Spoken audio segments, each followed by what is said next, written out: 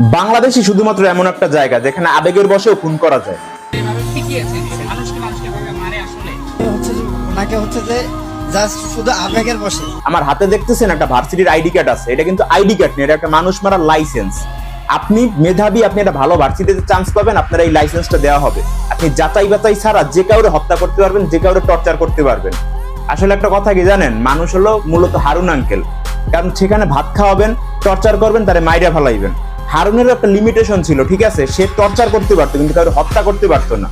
আর আপনারা কি করলেন, আপনারা টর্চার করলেন, দফায় দফায় টর্চার করলেন, ভাত খাওয়াইলেন, তারে মাইরে ফেলাইলেন।